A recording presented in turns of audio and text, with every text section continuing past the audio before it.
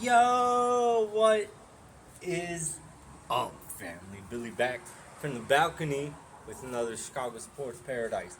So here we are on, you can call it whatever you want, Overreaction Monday, you can say Bears Monday, but most importantly, Victory Monday.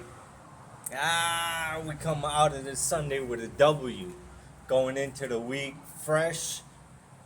We got the Jacksonville Jaguars next week, but we'll talk a little bit about that later. This game, man, oh God, it was such a good game. Such a good game. I did a little halftime video. Excuse me. By halftime, we were already. Game was looking great. It was looking dead in hand. Excuse me. Everything, like, like except for probably the first drive. First Our first offensive and our first defensive drive wasn't looking too good.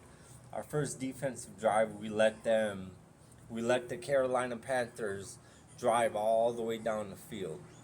Our first offensive drive, we got a 3-and-out. So you're thinking, here we go again, right? Like, okay, week 5, same thing as week 1, week 2, week 3, same thing. But these last 2 weeks, at the very least, Caleb Williams has been going off. Excuse me, that's a second week in a row, I think. It might have been week 3 when he went off for like 363 yards. It was game 3 because we ended up losing that game. But so 2 games so far, he's broken 300 yards. This game, I think he had like 306, just topped the 300 mark. DJ Moore got over 100 yards receiving. Cole Kmet chipped in a little bit. DeAndre Swift comes in for, I think running the ball for 70 some odd yards. Roshan Johnson with 2 touchdowns. So we were looking pretty balanced, right? Caleb Williams was throwing the ball down the field. We were running the ball all over the place. DeAndre Swift running in between the tackles. Like I said, Roshan Johnson getting the ball at the goal line, running in between the tackles, running behind the mini fridge for a touchdown. So that's spectacular, right? I'm really looking forward to the next game, guys. Really looking forward to the next string of games because we got, I think, 5 games in a row that are all winnable, man. They're all winnable. We got Jacksonville next week, right? And that's in London, right? So we get to London. I think they said they're leaving today. We get to London, figure tomorrow, get a couple off days before the game. And then you got a bye week. So then we get home and we get to rest and we get to strategize for,